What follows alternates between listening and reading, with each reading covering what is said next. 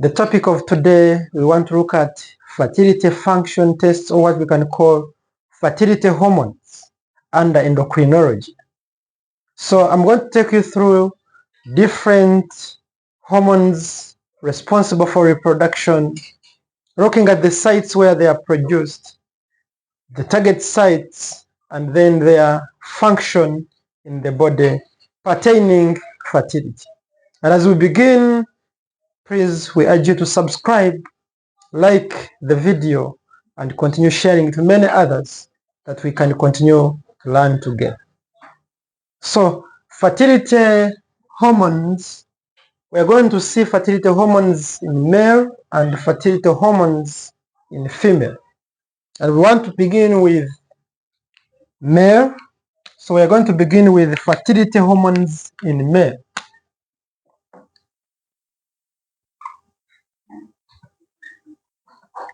So under fertility hormones in males, we are going to look at hormones like gonadotropin releasing hormone, gonadotropin releasing hormone.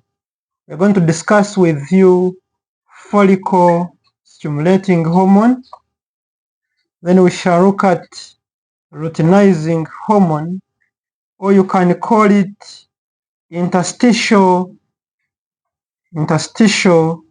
hormone, interstitial cell hormone, that is in males. Then we are going to discuss androgens. And under androgens, we are going to look at testosterone, and dihydrotestosterone. So these are the common androgens which we find. Then we're going also to talk about inhibin hormone and activin. Then we shall have prolactin as also part, and growth hormone. So growth hormone together with T4 and T3, they also play a big role in the maturation of male reproductive system. So beginning with gonadotropin releasing hormone, this gonadotropin releasing hormone is produced by the hypothalamus.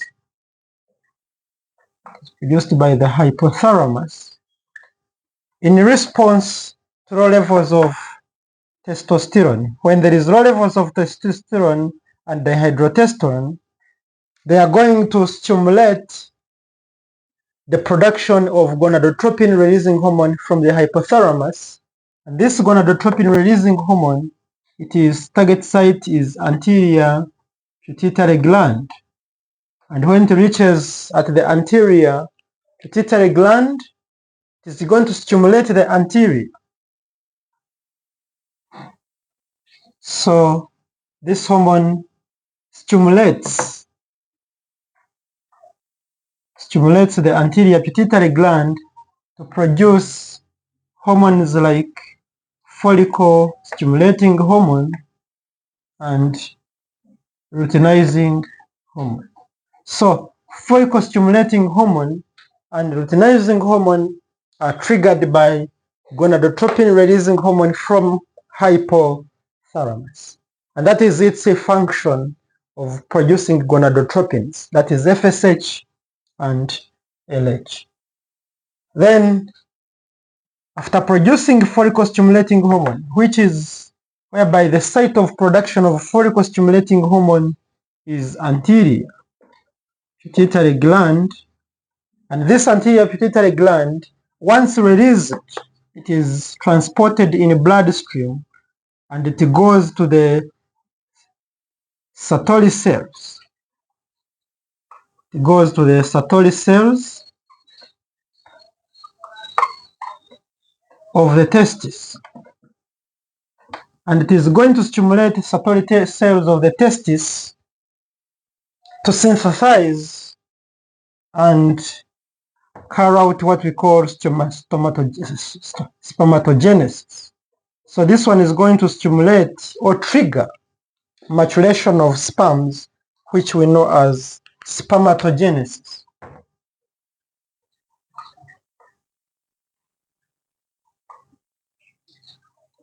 So the sperm production or the sperm maturation is triggered by follicle stimulating hormone, whereby its receptors are found on the Sertoli cells of the testis, and it stimulates the Sertoli cells, or you can call them nursing cells.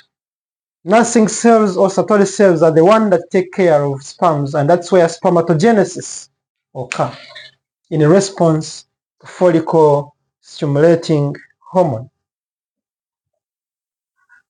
And after production of that, there is also luteinizing hormone produced by the same anterior pituitary gland in response to gonadotropin releasing hormone. And once released, we also call it interstitial cell hormone.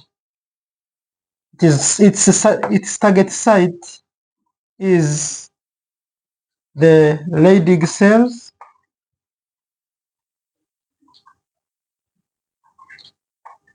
and it stimulates the Leydig cells of the testis to synthesize and secrete testosterone. So testosterone and dihydrotestosterone. This dihydrotestosterone, we saw it here, it is abbreviated as dihydrotestosterone, or these are androgens, which are produced by Leydig cells in response to luteinizing hormone, or what we can call interstitial cell hormone. So it goes and stimulates the Leydig cells. A plus means stimulating or triggering. So it stimulates the Leydig cells to secrete testosterone and dihydrotestosterone, which are responsible, we are going to see their functions here, these androgens, which are released in response to luteinizing hormone.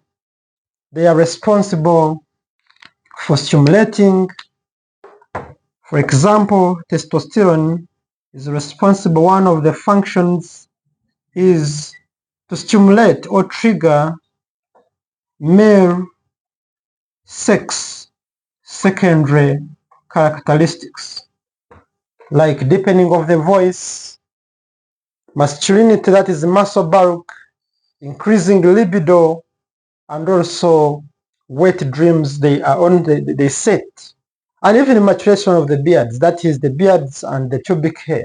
So all male sex characteristics, secondary characteristics, are stimulated by high levels of testosterone and dihydrotestosterone. So these ones work hand in hand. And another function is that this luteinizing hormone is the one that maintains spermatogenesis. It maintains spermatogenesis in the late stages. So it also plays a role in maintaining spermatogenesis during the last phases. So this is testosterone. And this testosterone, we have said, it is produced by the Leydig cells. The site of production is Leydig cells, and little is produced by the adrenal cortex. So adrenal cortex produces small amounts of testosterone, but high amounts are produced by the Leydig cells of the testis, and they are responsible for male sex secondary characteristics and maintaining spermatogenesis. So after looking at the androgens, now we can also talk about inhibin. This inhibin hormone, it is produced by the Sertoli cells. Sertoli cells, they produce inhibin after being stimulated by FSH. So in response to FSH, these Sertoli cells, when spermatogenesis occurs, and enough sperms have been produced. So FSH also triggers production of inhibin, and this inhibin stimulated by FSH, its role is to inhibit. It goes and inhibits further production of FSH. This is by negative feedback mechanism. So the role of inhibin, as the name suggests, it is responsible for controlling the activity of FSH. That if follicle stimulating hormone has come in and has stimulated the Sertoli cells to perform spermatogenesis, if the body no longer, or the testis no longer need more sperms, it produces inhibin, which inhibin in response to FSH is going to go and inhibit FSH production by inhibiting anterior pituitary gland from further producing follicle stimulating hormone. Then in case we need more FSH, maybe follicle stimulating hormone which is being produced by the anterior is not enough to trigger spermatogenesis. There we see another hormone called activin hormone being produced by still the Sertoli cells of the testis, so that it can stimulate anterior pituitary gland to further produce follicle stimulating hormone. So this one, it stimulates further production of follicle stimulating hormone from anterior pituitary gland. So we are saying the follicle stimulating hormone in males is kept in balance by inhibin and activin. In case we need more of FSH, activin hormone stimulates further. In case we no longer need FSH, inhibited by inhibin hormone. Then another hormone which we can see in fertility hormones in males is prolactin. Prolactin is produced by anterior pituitary gland in response to prolactin releasing hormone, which we know as dopamine. We can also call it dopamine. Now this is inhibitory. It is inhibited by dopamine but stimulated by prolactin releasing hormone from hypothalamus. So in case we need more prolactin releasing hormone from hypothalamus is going to stimulate the anterior to produce prolactin hormone. And its target site is the mammary glands, what you can call breasts, or the mammary glands, and is the one that stimulates milk synthesis. Milk synthesis, or you can call it milk production. So this function is different from oxytocin. For oxytocin, this one stimulates synthesis or production, whereas oxytocin stimulates milk letdown. So this one is milk production or synthesis. Its target cells is the mammary gland, is what we are calling breasts. So for a mother to have enough milk, they need the prolactin hormone. Then we can also talk about growth hormone together with T3 and T4, which are thyroid hormone. These ones are also responsible for sexual maturation by making sure spermatogenesis is going on well and also development of the testis. So these are the male sex hormones which we can talk about, and some abnormalities come in the case of increased, because we are going to see that even males produce another hormone known as estrogen. Estrogen is not only produced in a female, but it can also be produced in male. whereby estrogen is derived from testosterone, but is always in small amounts. It's always in small amounts, and it is also responsible for spermatogenesis, but it should not supersede the testosterone. In case estrogen in male goes higher than testosterone, that is what we call increased estrogen to androgen ratio. So when estrogen to androgen ratio goes high or increases, this one leads to what we call gynecomastia.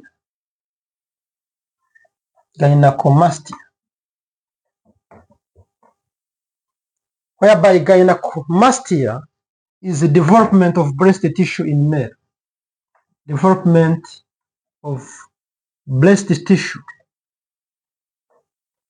female breast tissue in male. So if you find female breast tissue in male, is what we call gynecomastia. And this gynecomastia can lead to impotence and infertility. So that is due to increased levels of estrogen.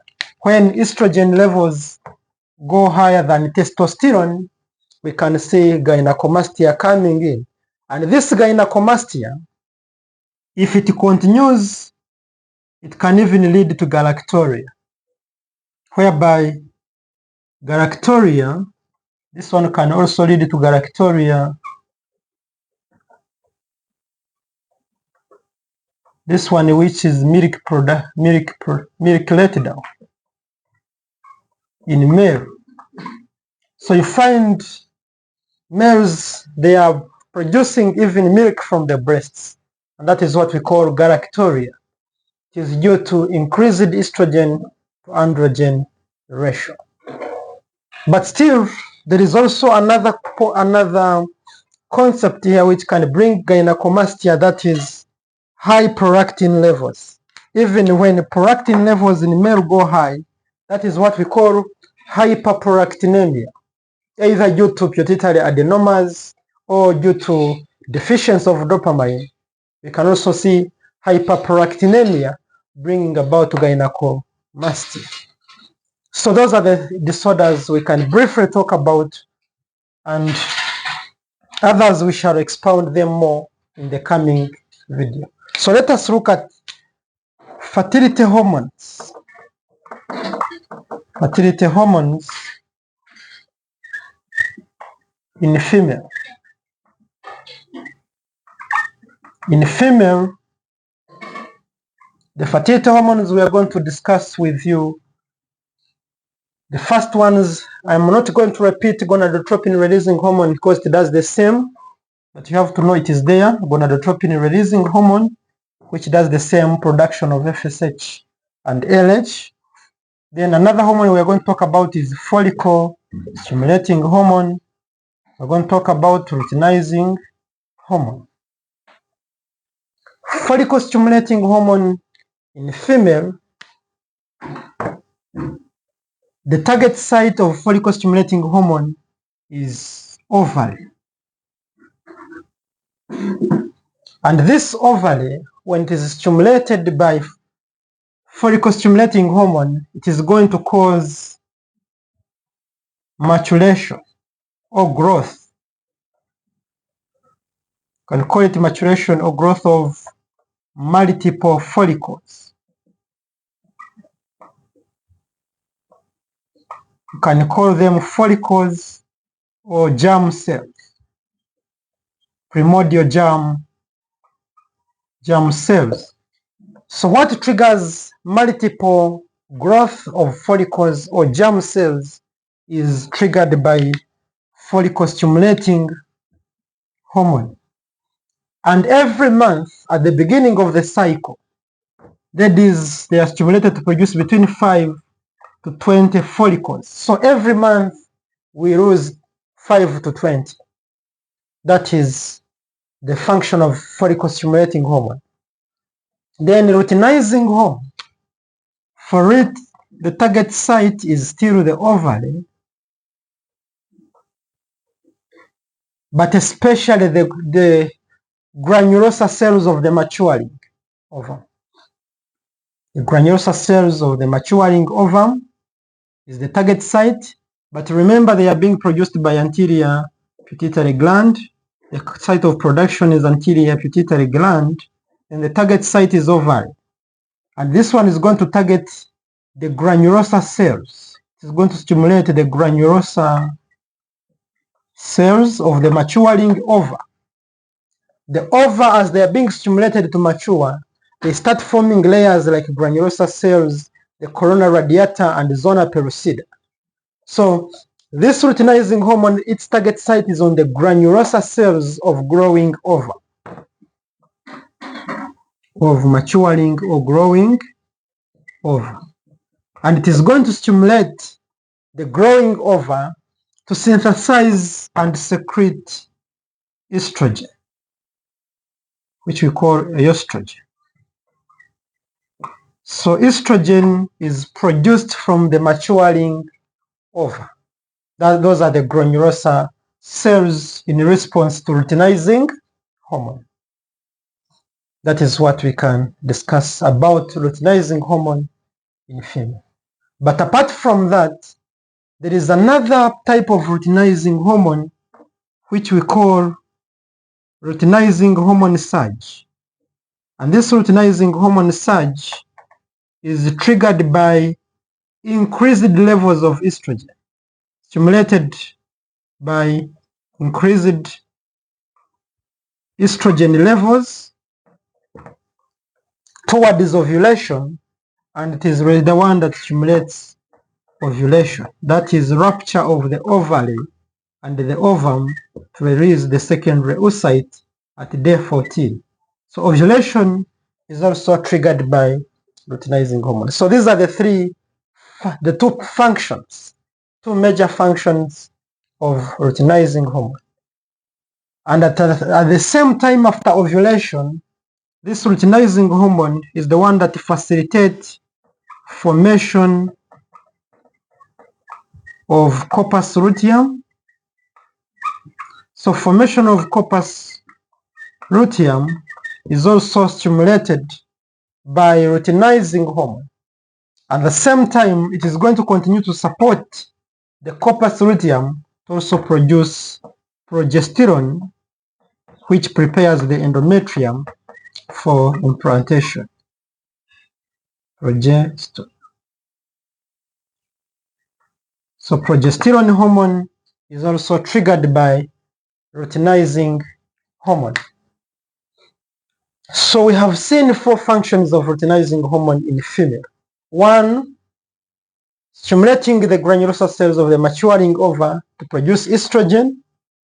Then this estrogen, which when it is produced towards day 14, high amounts are going to exert a positive feedback, causing production of luteinizing hormone surge, which triggers ovulation on 14th day.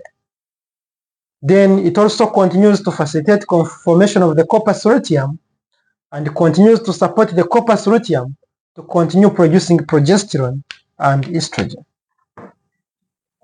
during luteal phase. So those are the four functions of luteinizing hormone in female. Then another hormone we can discuss with you in this session is, we can also talk about inhibin.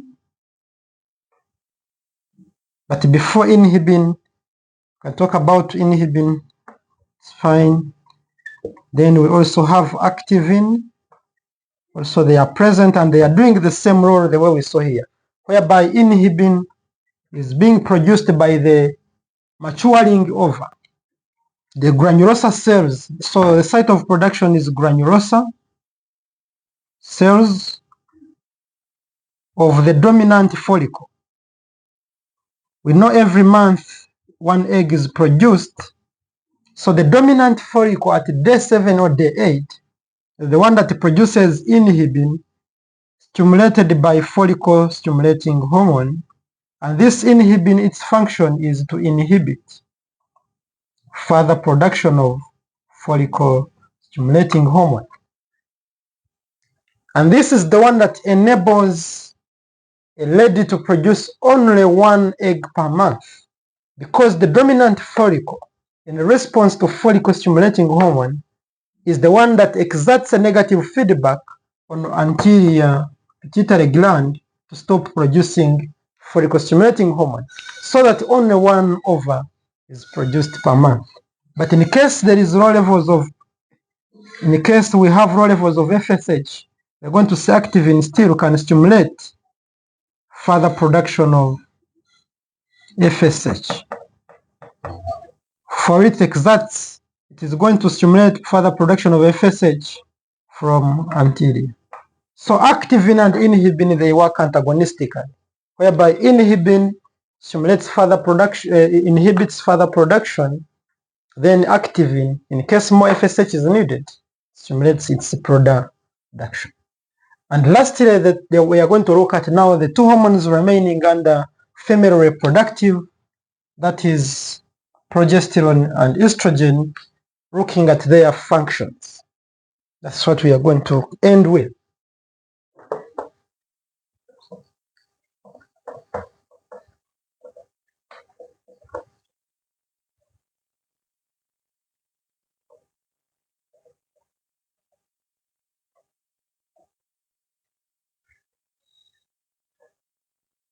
So, other hormones in the female, we have estrogen,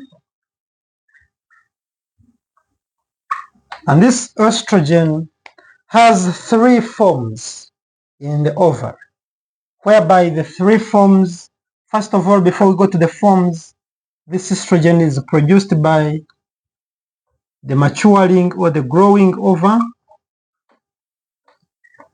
the granulosa cells of the growing ova. It is produced by the corpus luteum. It is also another site. It is also produced by the placenta. Then to the smaller extent, it is produced by the adrenal cortex. Adrenal cortex also produces in small amounts. So this one should always be the number last. So these are the sites of production of estrogen hormone. The granulosa cells of the growing ova, corpus luteum, placenta, and adrenal. The placenta is during pregnancy. And the 3 forms that during pregnancy, the form of estrogen is known as estriol. So during pregnancy, we produce E3. That is during pregnancy. Whereas in the reproductive age, the form of estrogen is called estradiol. Estradiol, or you can call it E2, is the form produced during reproductive age. Then we have seen during pregnancy, in pregnancy, we produce estriol. Estriol, which we are calling E3. This is during pregnancy. Then we have another one called estrogen. Estrogen, you can call it E1. This one is produced during menopause. So females who have reached age of menopause, for them, they produce estrogen. That is E1. Then those ones which are pregnant, they produce E3. Then those of reproductive age is estradiol. And estradiol, that is E2, is the commonly used during fertility function tests. And the functions of this hormone, it has multiple functions, whereby one, functions of estrogen, one is, it is the one that is responsible for repairing the endometrium. endometrium. So endometrium, what we call uterine walls, they are repaired after menses. The uterine walls are repaired by estrogen. It is also, apart from repairing, it is also responsible for proliferation of the uterine wall, proliferation of endometrium. It is also responsible for increasing blood supply in the endometrium. It increases supply of blood in the endometrium, that is increasing vascularity, and it is also responsible for female secondary sex characteristics like smoothness or small voice, then increasing hips, then development of the breasts, and so forth is triggered by estrogen hormone. So these are the functions of estrogen hormone. At least we can raise 4. Then the last hormone we can discuss with you among the fertility is progesterone.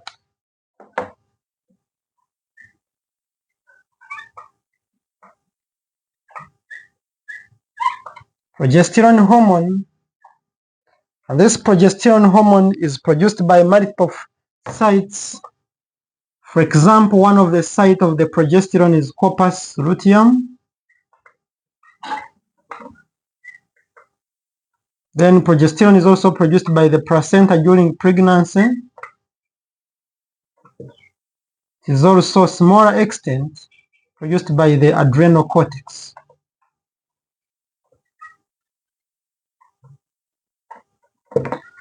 These are the sites of production of progesterone hormone, and in the corpus luteum during luteal phase, we are going to see the function of progesterone is to prepare the endometrium. It prepares the endometrium, that is uterine wall, endometrium, for implantation. For implantation, it prepares the endometrium for implantation and also maintains pregnancy. It maintains pregnancy. So pregnancy is also, after implantation, the maintenance is also done by the progesterone hormone. And at the same time, this progesterone hormone, it also increases the thickening of the mucosa thickening of the cervix. So it increases cervical thickening so that it closes to prevent miscarriage. So the closure of the cervix is also maintained by progesterone hormone during pregnancy. And this is what we can tell you about progesterone hormone.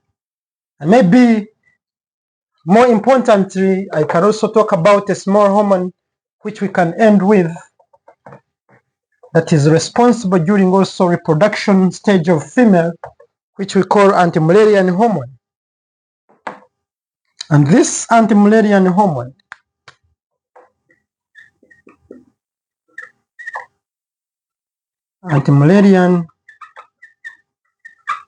hormone abbreviated as AMH. This one is produced, it is always high in infancy, but in the reproductive age it is produced by the granulosa cells of the growing ova.